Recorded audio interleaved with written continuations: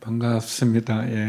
낯익은 분도 계시고 또 잘 모르는 분도 계시는데 전반적으로는 다 아는 것 같은 느낌을 갖습니다. 귀한 자리에 이렇게 말씀 전할 수 있게 해주셔서 감사드리고, 무엇보다 또 계속해서 성경 기도 집회가 이렇게 매주 목요일마다 이어진다는 것에 또 감사드리고, 또 기도하지 않고는 할 수 없는 어려운 일이기 때문에 또 우리에게는 또 축복과 은혜의 사명이기 때문에 이 모임이 귀하다고 생각이 되어집니다. 바울의 기도라는 제목으로 말씀을 나누기 원하는데요. 바울은 우리가 아는 것처럼 선교사죠. 사도행전에 보게 되면 바울과 바나바가 첫 번째 안디옥 교회에 파송을 받아서 떠났던 그 선교 여행을 통해 복음이 이 유대인에게서 이방인에게로 이렇게 전해지는 과정을 보게 되고, 또 2차 때는 좀 어려움이 있어서 바나바와 헤어지고 바울과 그를 따르는, 보통은 이제 제가 말을 처음에는 조용히 해서 이렇게 볼륨을 올리는데 안 올려도 됩니다. 나중에 제가 흥분해가지고. 그러니까 아까대로 그냥 낮춰주면 좋을 것 같습니다. 제가 다 알아서 하는데 사실 이렇게 너무 친절하셔서 그러신 것 같습니다. 죄송합니다. 뭐 제가 오늘 흥분 안 해도 그래도 잘 들리니까. 2차 전도 여행 때는 이제 바나바와 헤어졌지만 계속해서 또 디모데와 실라를 또 중심으로 해서 복음이 이 아시아에서 유럽으로 펼쳐져 가는 그런 역할을 바울이 했습니다. 바울은 누가 뭐래도 뛰어난 탁월한 선교사이죠. 그러면서도 바울은 굉장히 교회 안에 일어난 많은 문제들, 특별히 신학적인 문제들에 대해서도 복음을 잘 정리하고 또 증명하고 또 이 복음을 훼손시키는 이단들에 대하여서도 논리적으로 말씀을 또 서신을 통해서 증명해냈던 그런 신학자이기도 합니다. 그리고 우리가 선교를 이렇게 쭉 보게 되면 바울이 그냥 이렇게 방향 없이 막 무대포로 일을 한 것이 아니라, 선교를 다닌 게 아니라 전략을 가지고 도시를 중심으로 전략을 세웠던 그런 전략가인 것도 알고, 또 그가 신학자고 또 전략가고 조직가로 그냥 사변에만 머무는 것이 아니라, 말로만 하는 것이 아니라 그가 그의 삶으로 살아냈던 그런 행동가였던 것을 알기도 합니다.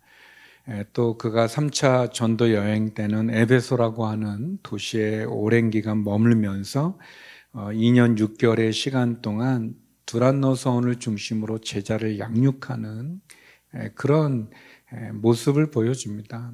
바울을 생각하면 바울은 참 가진 능력도 많았고 또 가진 그런 은사도 많았지만, 그가 그 모든 것들을 복음을 위해서 온전히 집중해서 평생을 살아왔던 그런 인물인 것을 보게 됩니다.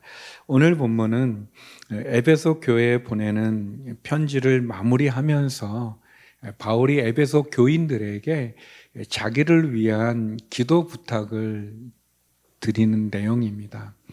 그러니까 우리가 선교사님들이 선교지 갈 때 기도 제목을 적은 기도 카드를 이렇게 저를 위해 이런 기도를 해 주십시오라고 이렇게 드리는 그런 기도 제목이죠. 그런 내용이라고 볼 수 있습니다. 바울은 어떤 기도를 부탁했을까? 이제 저희들도 이제 우리 여기 많이 선교사님들 계시는데, 선교사님들이 이제 기도 부탁하지 않습니까? 또 목회자도 기도 부탁하기도 하고 또 성도님들도 서로 기도 부탁하는데, 바울은 어떤 기도 제목을 부탁했을까 궁금하더라고요. 근데 오늘 본문에 바울이 크게 보면은 이제 두 가지, 작게 보면 세 가지 정도 기도 부탁을 하더라고요. 그래서 바울의 기도 제목, 기도 부탁을 보면서 한번 바울에 대해서 생각해보고 그런 바울의 모습을 통해 우리를 돌아보고 오늘의 교회 선교를 좀 돌아볼 수 있는 그런 시간이 됐으면 좋겠습니다. 먼저 첫 번째로 바울은 말씀을 주시옵소서라는 기도 제목을 부탁합니다. 우리 19절 말씀 같이 한번 읽어보겠습니다. 시작. 또 나를 위해 기도하기를 내게 말씀을 주셔서 입을 열어 복음의 비밀을 담대하게 알릴 수 있게 해달라고 기도해 주십시오. 바울이 이제 부탁하는 거죠. 나를 위해 기도 부탁합니다. 나를 위해 기도해 주십시오. 무엇이냐면 내게 말씀을 주시도록, 하나님께서 내게 말씀을 주시도록. 조금 이상하죠? 아니, 바울이 하나님 말씀을 전하고 증거하고 그랬던 분인데 갑자기 말씀을 달라고 하니 이게 무슨 말인가? 제가 생각을 좀 하고 묵상을 해봤는데 아마도 이 말씀은 바울이 하나님으로부터의 사명을 얘기하지 않나. 하나님이 내게 무엇이라고 말씀하는지 그 말씀을 구하는 게 아닐까. 하나님의 뜻을 구하는 게 아닐까. 그 사명을 구하는 게 아닐까. 그러니까 내가 무엇을 말해야 하는지, 무슨 일을 해야 되는지 하나님 말씀을 좀 달라, 이제 그런 말씀이 아닐까 생각이 되어집니다. 저는 중국에 선교사로 있었던 기간 동안에는 설교를 하지 못했었어요. 또 뭐 설교를 해도 안 되고 이제 그런 상황이다 보니까 이제 목회자가 설교가 사실 영광의 자리이면서도 굉장히 부담의 자리이잖아요. 저는 이제 그 신학대학을 다녔기 때문에 이제 2학년 마치고 군대 갔다 오고 3학년 복학해서부터 전도사 생활을 했습니다. 그러니까 굉장히 좀 뭐랄까 오랫동안 이렇게 설교를 했었습니다.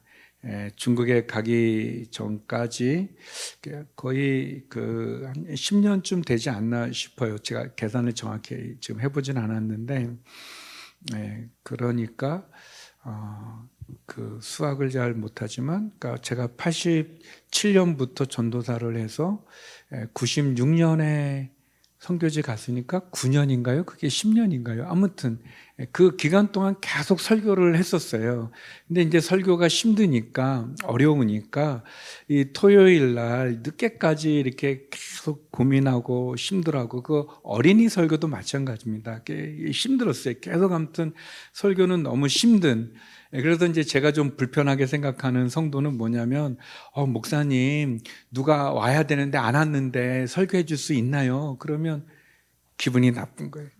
뭐 내가 거미인가? 뭐 거미줄처럼 이렇게 설교가 쭉쭉쭉 나오는 줄 아나? 막 그런 마음이 좀 많이 있고, 또 설교를 위해서 굉장히 애쓰고 힘썼기 때문에 중국에 갔을 때 설교하지 않게 된 상황은 저한테 너무 좋았는데, 그게 한 달, 두 달은 좋았는데, 3달 지나서부터 안 하게 되니까 힘이 들더라고요. 그래서 제가 알았어요. 이게 설교가 너무 힘든 일이지만, 어려운 일이지만, 이것처럼 귀한 게 없구나. 그런데 4년 가까운 시간을, 만 4년 넘는 시간을 설교를 못했으니, 얼마나 힘들었겠어요. 별로 이렇게 이해를 못하는 것 같은데, 아무튼 저는 너무너무 힘든 시간이었습니다. 그래서 이제 한국에 와서 설교할 기회가 주어졌을 때 너무 행복하고 너무 감사하고, 그래서 열심히 전했죠. 제가 그 전에는 이렇게 갑자기 설교 부탁하는 것들을 좀 불편하게 생각했지만, 달라졌어요. 10분도 괜찮아요. 10분 전에만 해줘도 괜찮고, 사정이 안 되면 괜찮아요. 1분도 괜찮아요. 그냥 시켜만 주면 그게 너무너무 좋았거든요. 좋았습니다. 제가 양재를 맡았을 때 아무튼 어떻게 하다 보니까 6번 설교가 있었는데, 예배가 있었는데 한 번만 다른 분이 하고 5번을 제가 했던 적이 있었어요. 보통 제가 3번이나 4번을 하는데 제가 그날 너무너무 행복해하고 너무 좋아했어요. 그랬는데 그런 시간이 지나면서 지치는 거예요. 제 안에 막 설교할 게 많았는데 막 시켜만 주면 그냥 하고 싶은 말씀이 많았는데, 이게 자꾸 많이 하다 보니까 이게 채워지지는 않고 하긴 해야 되는데, 나중에는 제가, 사람들은 모를 수 있어요. 아니, 성도들도 아는데 그냥 모른 척 하는 걸 수 있지만, 저는 내가 설교하기 위해 쥐어짜고 있구나, 그런 생각이 들고, 한 번은 이 걸레라는 게, 행주라는 게 이렇게 좀 짜면 물이 나오잖아요. 근데 더 짜면 더 나오죠. 그게 더 짜요. 그러면 더 나올 거 없잖아요. 그때 나올 것 없는 그 행주를, 걸레를 쥐어짜면 손이 아파요.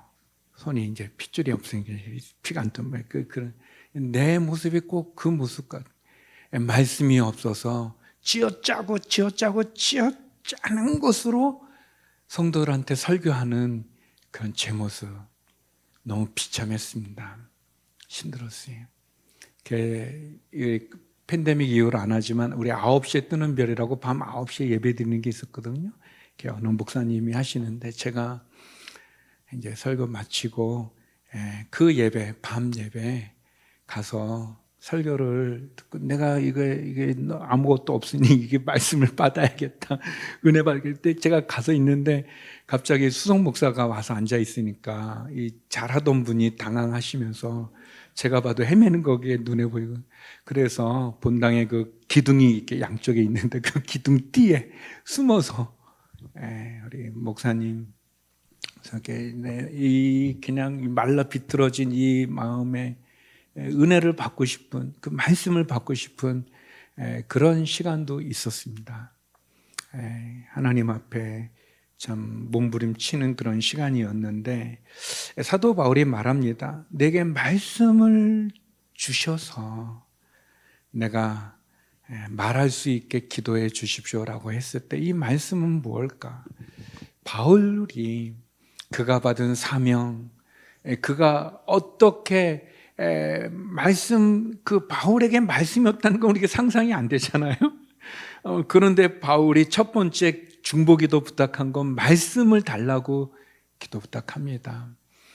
어쩌면 우리들이 받았던 그 사명을 놓칠 수 있겠죠. 또 힘들 수 있겠죠. 바울은 에베소에서 머무는 동안 놀라운 일이 있었습니다. 바울이 입었던 앞치마, 바울의 손수건, 몸에 닿았던 손수건, 그것만 환자에게 갖다 대도 환자가 병이 낫고 악한 영이 떠나가는 너무너무 놀라운 역사들이 있었어요. 그 에베소의 대제사장 스가의 7 아들이 있었는데, 그 7 아들이 바울의 흉내를 냈습니다.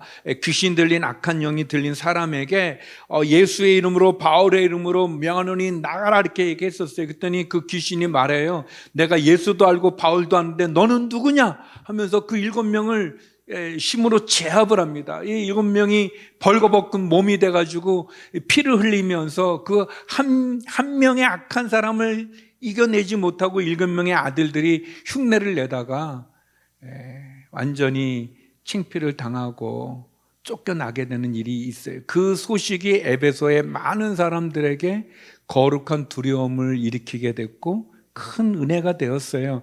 그래서 에베소는 그 아뎀이라고 하는 그런 그 신을 섬기는 그런 그 큰 도시인데, 그 마술책들, 그런 그 우상 숭배하는 그런 책들, 그 책을 다 이렇게 태웠는데요. 그 보면은 5만 드라크마였다고 그래요. 사도행전 이제 19장에 보면.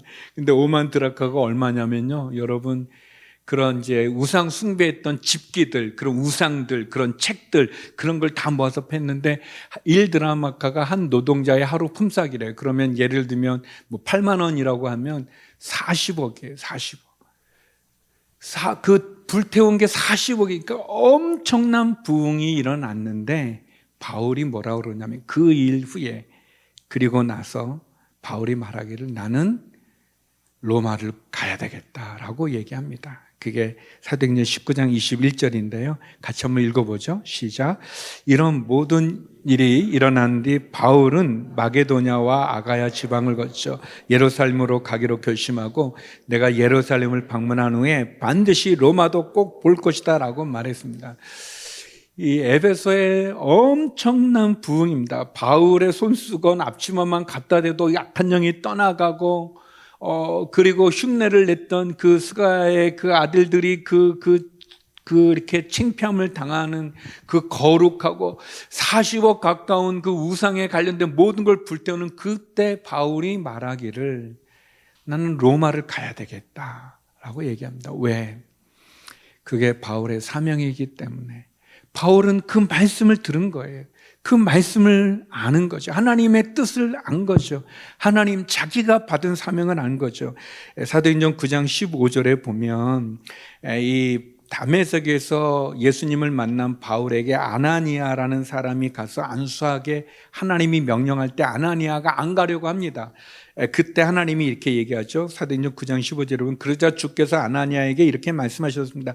가거라, 이 사람은 이방 사람들과 왕들과 이스라엘 사람들 앞에서 내 이름을 전하도록 선택한 내 도구다. 이방 사람들, 왕들, 이스라엘 사람들에게 내 이름을 전하도록 선택한 내 도구다. 그게 바울의 사명이었죠. 이방인들의 사도가 되어지는. 바울은 어떻게 보면 가장 기본적인 거죠. 말씀을 주시도록 기도해 주십시오. 사랑하는 우리 성도 여러분, 선교사님 여러분, 또 우리 장로님 여러분, 우리는 알죠. 내가 쥐어짜는 건지, 아직 내가 말씀이 없는 건지. 우리가 선교사라는 이름으로 쓰지만, 성도들 앞에 선교 보고도 하지만 우리는 압니다. 내가 지금 이게 메마른 심령인지, 내가 뭔가 잘못된 그런 일을 하고 있는지 나는 압니다. 바울이 겸손하게 말씀을 달라고 기도 부탁합니다. 내 사명, 하나님의 뜻, 하나님의 음성, 내가 전해야 될 말씀. 사람은 속일 수 있을지 몰라도 하나님을 속일 수 없죠. 바울은 그런 고백을 하고 있습니다. 그래서 두 번째, 바울이 중보기도 한 것은 복음의 비밀을 전하게 하소서라고 이렇게 기도 부탁합니다. 다시 우리 19절 한번 읽어볼까요? 시작. 또 나를 위해 기도하기를 내게 말씀을 주셔서 입을 열어 복음의 비밀을 담대하게 알릴 수 있게 해달라고 기도해 주십시오. 바울이 중보기도 부탁하기를 복음의 비밀을 담대하게 전하게 해달라. 말씀을 주셔서 내가 이 복음을 전할 수 있게 해달라라고 부탁합니다. 우리가 아는 것처럼 바울은 진짜 참 대단한 분이죠. 그분은 가말리엘이라고 하는 그 유대 유명한 랍비입니다. 근데 제가 이렇게 배운 거는 이렇게 학교 학생 모집해가지고 거기서 공부 잘하는 사람을 뽑는 형식이 아니라 이렇게 유대 이 교육 체제가 랍비가 선택하는 겁니다. 마치 예수님이 제자들을 택하시는 것처럼 랍비가 사람들을 택하는데 소수의 택한 그 제자 중에 하나가 바울이었습니다. 바울은 그렇게 훌륭한 스승 밑에서 총망받는 지도자로 엘리트로 준비되었던 사람일 뿐 아니라 학자로 준비됐던 사람일 뿐 아니라 그는 나면서부터 로마 시민권을 가진 그런 분입니다. 한 4년 전에 우리 손녀가 태어났는데, 우리 이제 큰아들이 미국에 있거든요. 시민권자인데, 얘가 한국에서 애가 낳았는데, 한국에서 나니까 한국 패스포트도 가졌는데, 아버지가 시민권자니까, 얘가, 미국 시민권도 받았어요. 그래서 미국 패스포트도 받았어요. 여기 강화문에 있는 가서, 제가 얼마나 부러운지, 손녀 나면서부터 이중 국적을 다 취득해 있어요. 여러분, 우리가 잘 모르지만 미국에서 이 영주권 그린카드 받기가 얼마나 어려운지, 또 시민권 받기 얼마나 어려운지 몰라요. 이렇게 잘 되어서 이렇게 쉽게 되어지는 경우도 있겠지만, 그냥 대부분 많은 사람들은 굉장히 어려운 가운데 있습니다. 또 지금도 한국에 나올 수 없는 분들 많으세요. 신분의 문제가 있기 때문에. 우리 선교사들의 우상이 이 비자라고 말하는데 얼마나 어렵습니까? 힘들지 않습니까? 근데 바울은 나면서부터 로마 시민권을 가진 사람, 그때 당시 아마 돈으로 이 시민권을 사는 게 있었나 봐요. 엄청난 돈을 줘서. 그런데 바울은 돈 주고 산 시민권이 아니라 나면서부터 시민권을 가진, 그의 집안이 어떤 집안인지를 보여주는 그런 분이죠. 또 바리새인 중에도 아주 바리새인이라고 또 이렇게 돼 있어요. 저는 박씨인데, 이게 제가 좋아하지 않는 거는 이렇게 팔을 물어보는 거 별로 좋아하지 않습니다. 저는 박씨이기 때문에 좋은 줄 알았는데, 대학생 때 이 성묘하러 갔다가 족보를 보게 됐고 알게 됐어요. 그렇게 좋지 않구나, 그런 거를. 근데 바리새인 중에 바리새인이에요, 바울은. 그런데 이런 바울이 우리가 잘 아는 고백이죠. 빌립보에 편지를 쓰면서 이렇게 고백을 합니다. 빌립보서 3장 8절 9절인데요. 같이 읽어보죠. 시작. 내가 참으로 모든 것을 해로 여기는 것은 내 주 그리스도 예수를 아는 지식이 가장 고상하기 때문입니다. 그분으로 인해 내가 모든 것을 잃어버리고 심지어 배설물로 여기는 것은 내가 그리스도를 얻고 그 안에서 발견되기 위한 것입니다. 내가 가진 의는 율법에서 난 의가 아니요 그리스도를 믿음으로써 얻느니 곧 믿음으로 인해 하나님께로 난 의입니다. 바울이 그가 가진 그런 모든 영광들, 그가 이루었던 모든 것, 그가 소유하고 있는 그런 모든 것을 다 배설물로 여긴다라고 얘기합니다. 왜? 복음이 가장 귀하기 때문에. 이 복음이 이것과 비교할 수 없기 때문에 나는 이 복음을 위해서는 다른 모든 것을 해로 여긴다, 배설물로 여긴다, 그렇게 고백합니다. 그래서 바울이 기도 부탁할 때 내가 복음을 담대히 전하게 해 주십시오. 내가 복음을 전하게 해 주십시오. 그렇게 중보기도 하죠. 놀라운 일이죠. 바울은 예수님 외에 어떤 것도 가치를 두지 않았어요. 마음을 두지 않았어요. 복음 외에, 예수님 외에 그 예수님과 비교했을 때, 그 복음과 비교했을 때 다른 거에 가치를 주지 않았어요. 그러니까 그거를 배설물로 여길 수 있는 거예요. 사람들은 거기에 열광하는, 사람들은 그것을 얻고자 하는 그거에 의미를 두지 않고 예수님에게, 복음에게 의미를 두고 거기에 가치를 두고 거기에 자신의 모든 것을 올인한 거죠. 결코 빼앗기지 않는 그런 모습을 봅니다. 바울이 빌립보서 3장 13절 14절에 보면 그렇게 얘기하죠. 형제들여 나는 것을 붙잡았다고 생각하지 않습니다.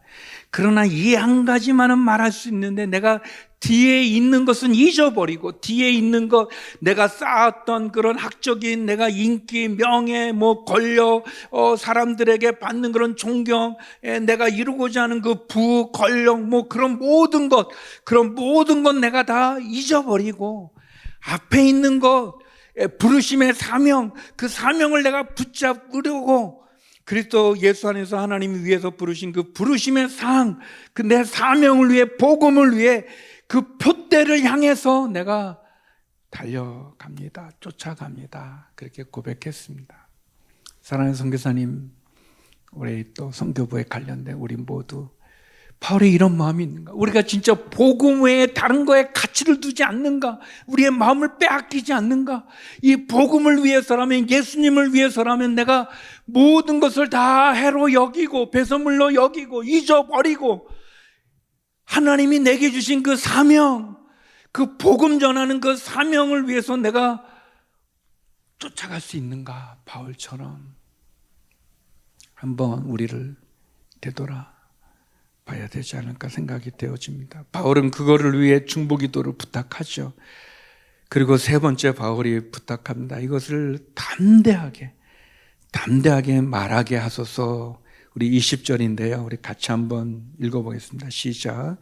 내가 이것을 위해 사슬에 매인 사신이 됐습니다. 그러므로 내가 복음 안에서 마땅히 해야 할 말을 담대하게 말할 수 있도록 기도해 주십시오. 아니, 바울 같은 분이 이렇게 담대하게 해달라고 기도 부탁을 하다니. 바울도 사람이죠.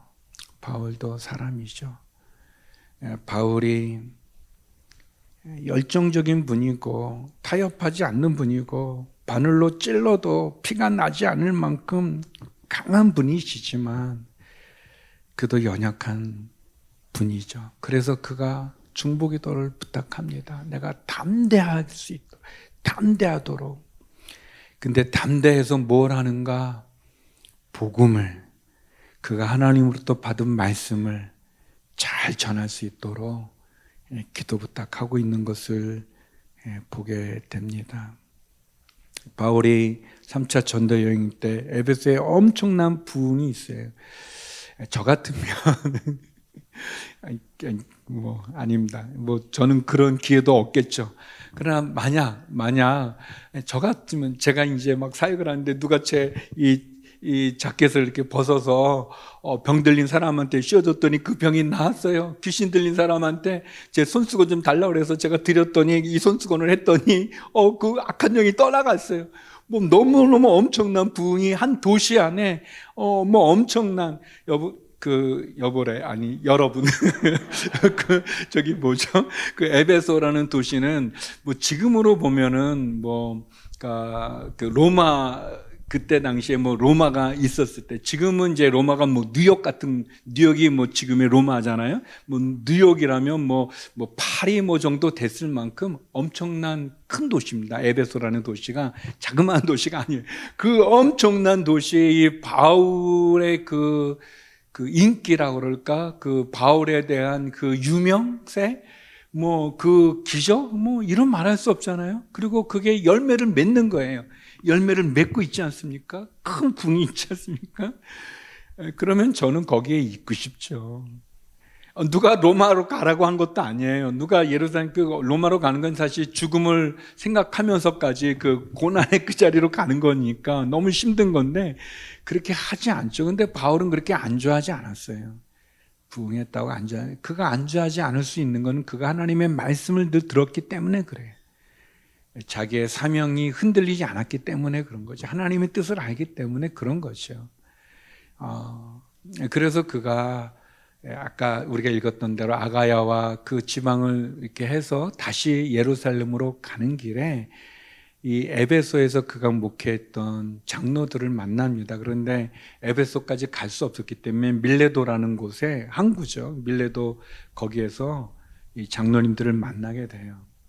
그리고 거기서 바울이 그가 양육했던, 그와 함께 에베소의 부흥을 이루었던 그 귀한 분들에게 바울이 이런 고백을 합니다. 사도행전 20장 24절인데요. 우리 같이 한번 읽어보겠습니다. 우리가 잘 아는 말씀입니다. 시작. 그러나 나는 내가 달려갈 길과 주 예수께서 내게 주신 사명, 곧 하나님의 은혜의 복음을 증거하는 사명을 다 완성하기 위해서라면 내 생명을 조금도 귀한 것으로 여기지 않습니다. 이 말을 하고 눈물을 흘리며 서로 껴안고 기도하고 바울이 예루살렘으로 가게 되죠. 그 이유는 우리가 잘 아는 것처럼 저는 밀레도에서 장로들에게 바울이 이 고백을 하죠. 주님께서 내게 주신 사명, 그 은혜의 복음을 증거하는 그 사명을 위해서라면 내 생명을 조금 더 귀한 것으로 여기지 않는다라고 말했습니다. 그런 바울이 에베소 교회에 기도 부탁을 하는 거예요. 담대하게 말하게 해달라고. 흐트러지지 않는 것처럼. 예수님도 십자가라고 하는 그 관역, 그 십자가의 길 외에는 가지 않으셨습니다. 십자가의 길이 아니면 가지 않으셨고, 뭐 베드로가 말려도 꾸짖죠. 그 십자가의 길을 갔습니다. 바울도 이 복음을 전하는 이 사명, 그 길 외에는 다른 것에 마음을 빼앗기지도 않고 시선을 주지도 않고 흔들리지 않고, 그러나 겸손하게 말씀을, 내가 이 사명이 흐트러지지 않도록 기도해 주십시오. 내가 하나님의 뜻을 잘 들을 수 있도록 내게 말씀을 주셔서 내가 복음을 담대히 전할 수 있도록 기도해 주십시오라고 그렇게 기도 부탁을 합니다. 우리의 기도 부탁은 어떤 것일까요? 우리도 바울처럼, 예수님처럼 그렇게 내게 주어진 사명의 길, 그 길을 갈 수 있는 저와 여러분, 우리 모두가 되기를, 선교사님이 되기를 주의 이름으로 축원합니다. 기도하겠습니다. 하나님, 바울의 기도를 보면서 다시 우리를 돌아보면 하나님 얼마나 부끄러운지요. 하나님 얼마나 바울이 귀하신지요. 하나님, 우리 안에 바울과 같은 마음을, 우리 안에 바울의 기도가 우리의 기도가 되는 은혜를 베풀어 주시옵소서. 예수님 이름으로 기도드립니다. 아멘.